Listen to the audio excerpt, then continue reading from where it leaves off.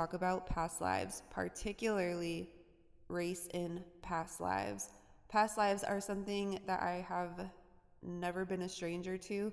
I have seen past lives since I was a child, so I didn't really ever have the opportunity to not believe in them or understand reincarnation.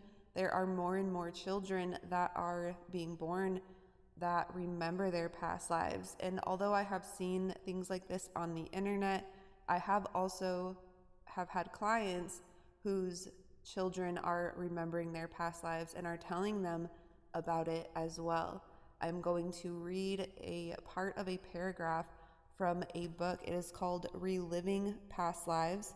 It was written by a woman, a psychologist who collected data from over 1,000 past life recalls. She did this via hypnosis.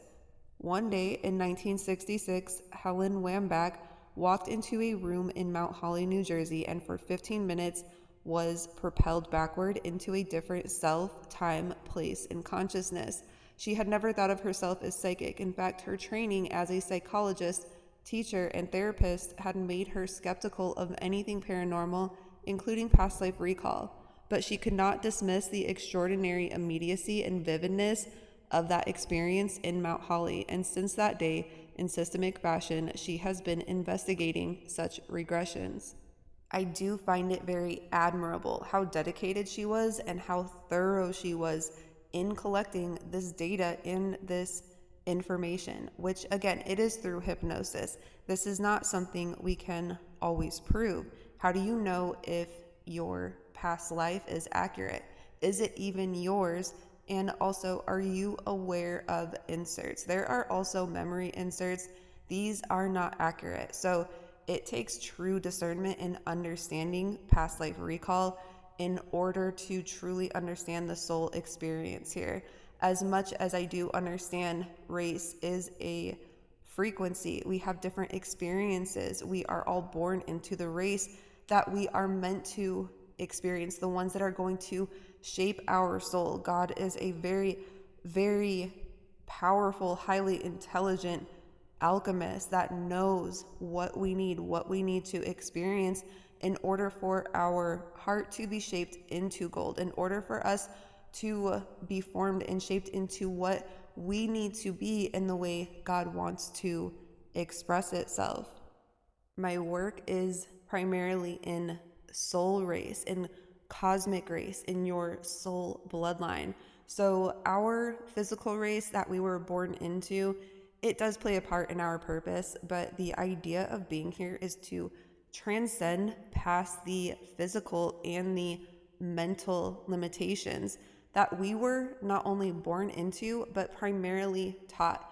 Most of our limitations and understandings about our experience, about race, and about our history were taught.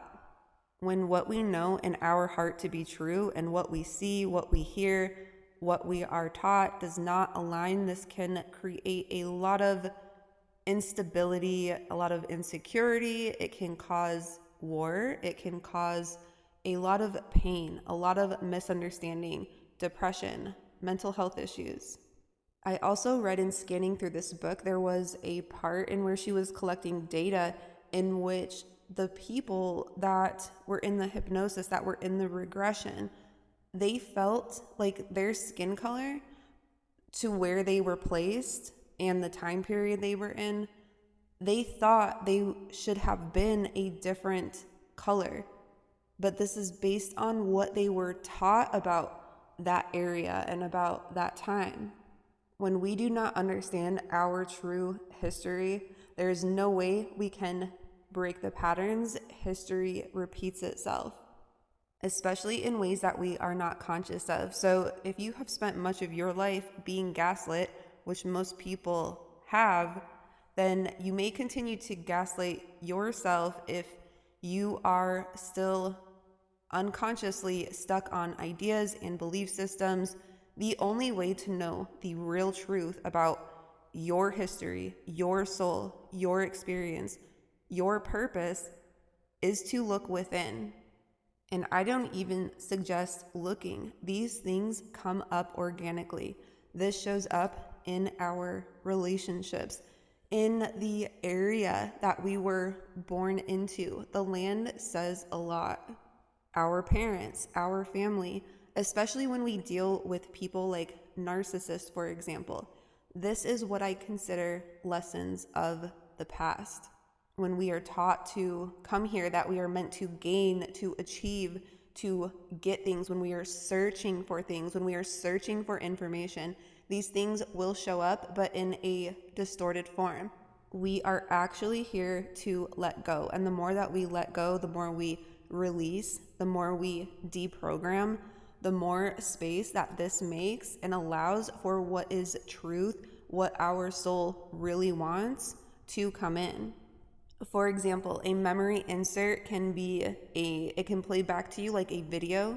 You can insert yourself in time periods and places that your soul actually never lived visually, but that does not actually change the journey of your soul. That is basically gaslighting oneself. If we believe that we experience something because maybe we were taught that we did, or because we want to believe that. This is like having a hidden agenda. This may be subconscious at times. Many times people do this unconsciously where they want things to be a certain way. This is kind of also like wanting a person or a relationship to turn out a certain way and trying to force it and mold it into it.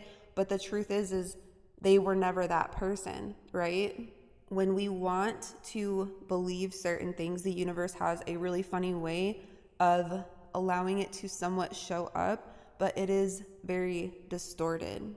I always highly recommend to view information, medicine, about history, about the self, about the universe, our relationships, everything from a very detached place. When we are attached to belief systems, to our skin color, to our appearance, to anything, then this can truly distort and take us off path. It is very hard to reach the true purpose of one's soul when we are holding on to things that we are meant to let go of.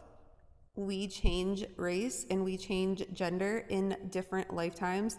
There are also many different planets, and Earth is only one planet hologram experience here in this universe. There are also other universes, but Earth is a very powerful experience that we get to experience the heart and love and all these different timelines. And what happens when we have a closed heart, when we are closed down to different people, to different races, to different music, to different cultures, when we close down, we are blocking ourselves from evolving. Imagine a soul that was the same race, the same gender, and born into the same family with the same lessons over and over and over. They would not pass first grade, right? So you can kind of picture this like a wheel, although this is a somewhat limited example I'm going to explain, but our heart is multidimensional, and that is what we are here to master on Earth.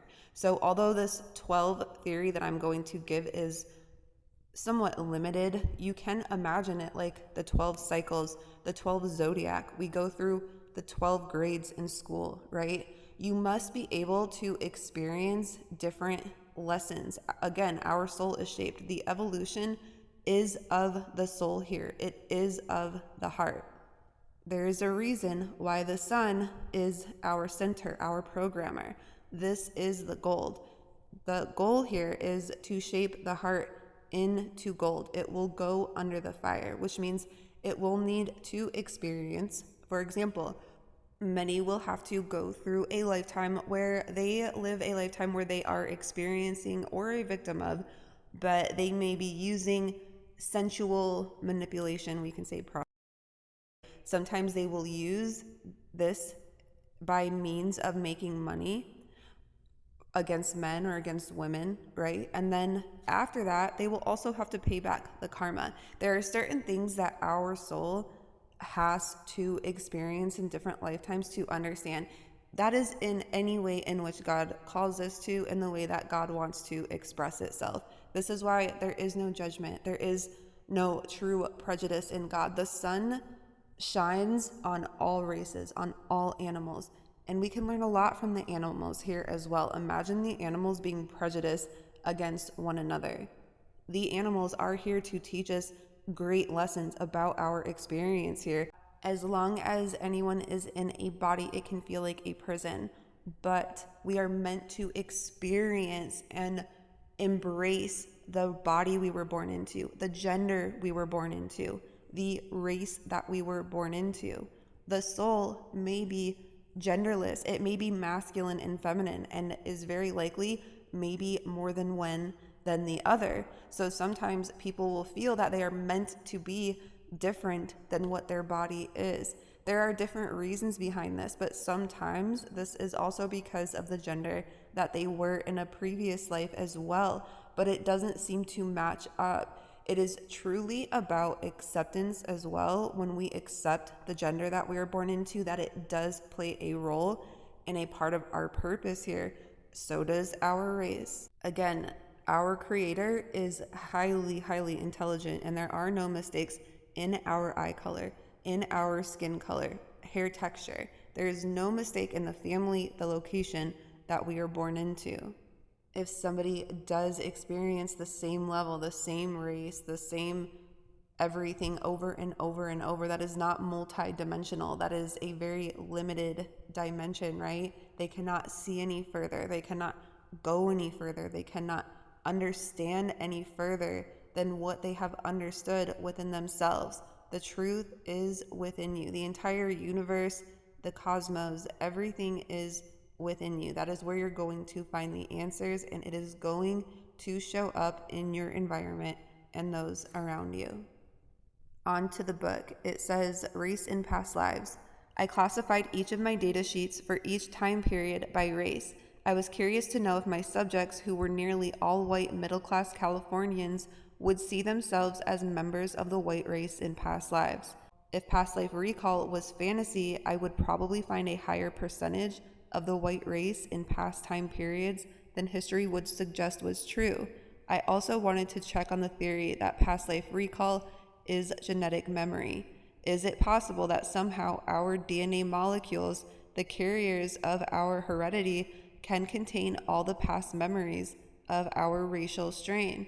If the genetic memory hypothesis were true, my subjects should have been primarily Caucasian.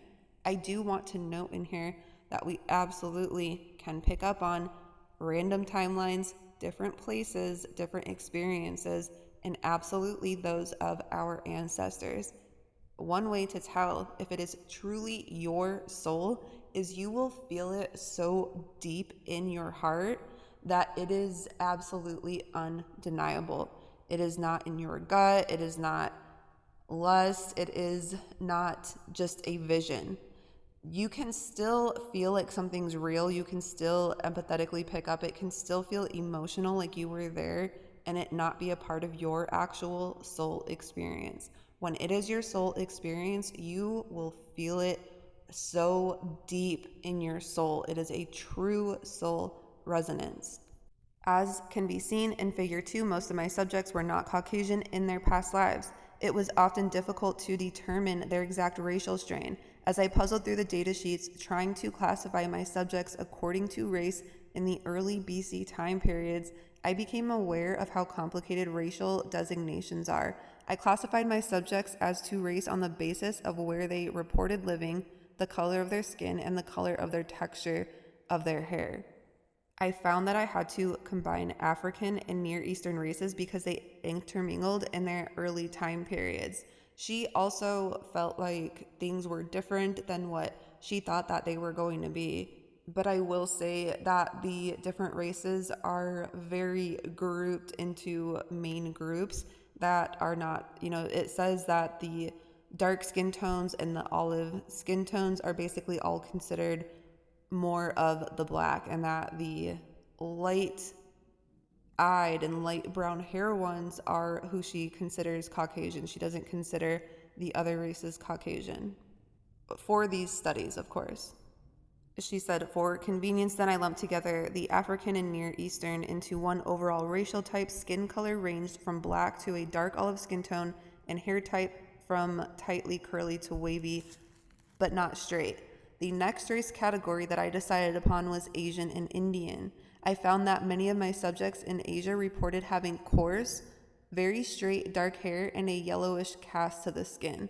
Many of my subjects in the Far East described the skin color as reddish yellow. Since the few subjects I had as American Indians described the same skin color and hair, I decided that for my purposes, these races should be combined. The Caucasian race is characterized primarily by a much lighter skin color, from light olive to white. The hair type ranged from wavy to straight, but the color was usually light brown. I found that this racial type existed across the northern reaches of Central Asia, as well as being clearly evident around the northern Mediterranean region in Europe. I also noticed that I didn't see any red hair in this chapter. That is not mentioned either, but later in the book where there are examples, some people are wearing clothes like Atlantean maybe type clothes, right? But she also said when she would try to compare some of the clothing to past lives through history books, that didn't always match up either. But in the history books, they were only showing the wealthy, the way that the wealthy dressed. It was not the commoners or the humbled people, right? It was people in fashion that they recorded that she was comparing it to, so that always didn't match up either. Figure 2 illustrates the interesting patterns of the races in different time periods in the past. In 2000 BC, only about 20% of the sample were Caucasians.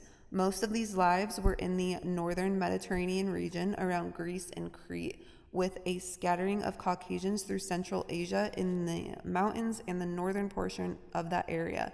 About 40% of my subjects in 2000 BC were Black and Near Eastern. I noticed that at some point I read in here that the Egyptians were considered of the black-haired group, but in Egypt I know that there were other recorded and mummies with different hair colors as well. She said while there were some lives lived as blacks in Africa, most of these were a Near Eastern type that ranged from North Africa across to Mesopotamia. There are nearly as many Asian and Indian racial types in 2000. By 1000 BC, 55% of my subjects experienced lives among the Black and Near Eastern races. Many of these were in the region from Egypt across to Mesopotamia, where the population seemed to be most heavily concentrated in that period. The Asian and Indian lives decreased somewhat in 1000 BC as the reports of lives in Persia and Central Asia declined. Again, in 1000 BC, there were slightly fewer Caucasian lives. The 18% of my subjects who were Caucasian in that period seemed to be largely in the region around the Aegean Sea, in the civilizations of Cyprus, Crete, and the mainland regions around Turkey. By 500 BC, the number of Caucasians had increased to 23% of the sample. There seemed to be an increase of the civilization around the Greek islands, and this percentage also includes Caucasian lives lived around the Adriatic Sea in what is now Yugoslavia. Over to Italy, the bulk of the population was still in the Near East and Africa in 500 BC, but the population of Asia seemed to remain stable. The Asian and Indian and the Black and Near Eastern races still far outnumbered the whites in my sample. By AD 25, the three racial types were more evenly represented. Again, there were more lives lived in the Near Eastern regions where population was densest. There was a decrease in the number of Asian lives in AD 25 in my sample. The number of Caucasian lives increased greatly, and now Caucasian is the second highest racial type in the sample. This appears to represent an increase in lives lived around Italy and Greece, together with a slight increase in the number of lives in the Central Asian steppes. There is a curious change on my graph of races by AD 400. The three races seem to be nearly completely balanced, with 1/3 of the sample Caucasian, 1/3 Asian, and 1/3 Black and Near Eastern. For the time span AD 400 to 1850, the graph shows a rise in the number of Caucasian lives reported by my subjects. There is a steady increase in the population in Europe, with more and more lives in Northern Europe reported. There is a corresponding decrease in the percentage of lives lived in Africa and the Near East. And the same phenomenon is evident with the Asian lives. There is a peak of Indian lives lived around 8,800, but these were reported in Central and South America. According to my data, this may mark the height of an early civilization in South America. An odd change in racial types occurs in the 1900s, according to the data.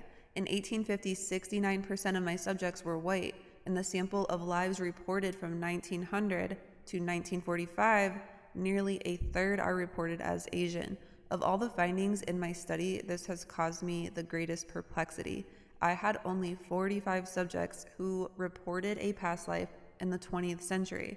Since the average age of my subjects was about 30, so that most of them were born after 1945, it would seem that the people who reported past lives in this century must have been reborn quickly into their current timelines or current lifetimes.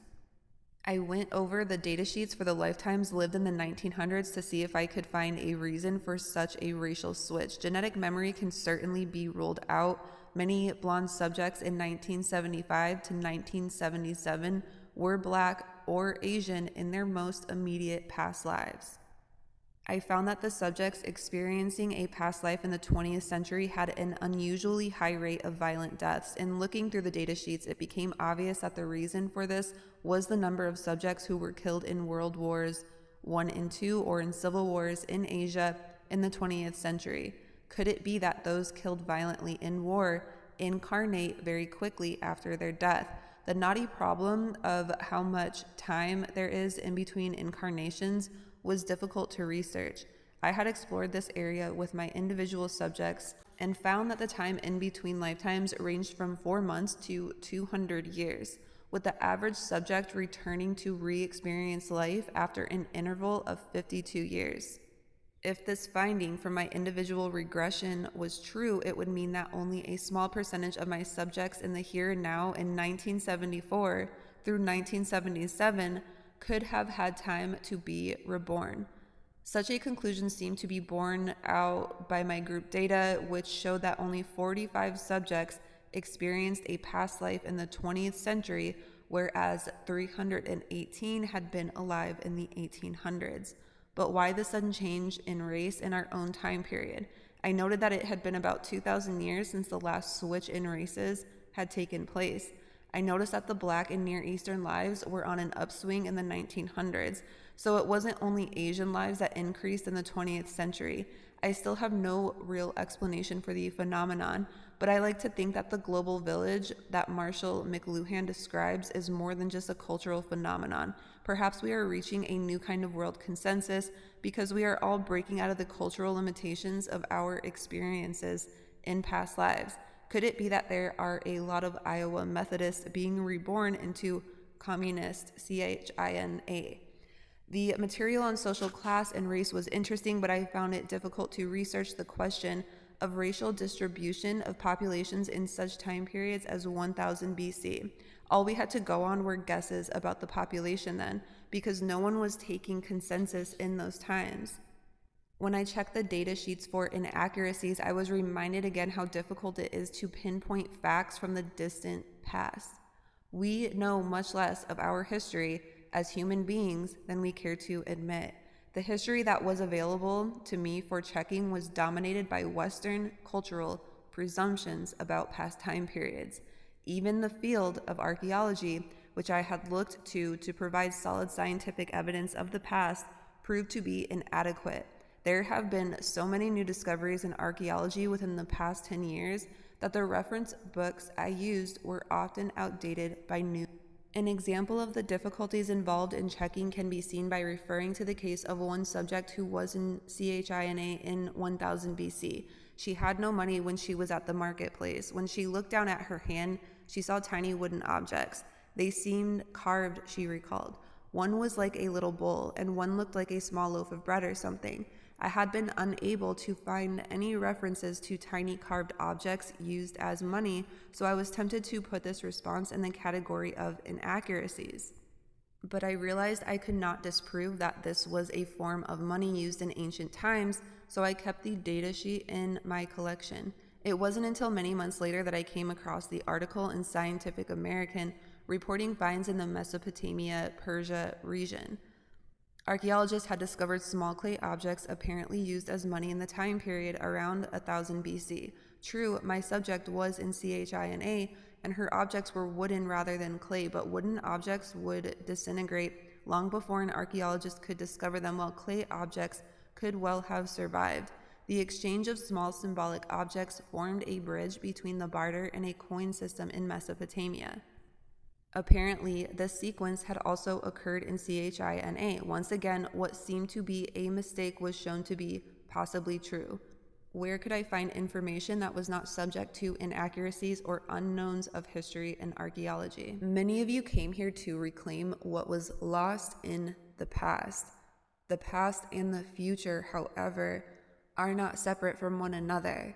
And you sometimes have to look back in the past without actually going there, right? You sometimes have to look there in order to understand who you are now and the future. Just like a tree has its roots deep into the ground, you cannot see the roots for the most part, right? You might have a few of them popping out, but the present moment is in the trunk.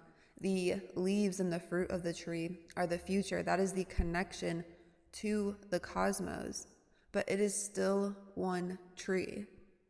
The only way to access where we need to access is in the present moment.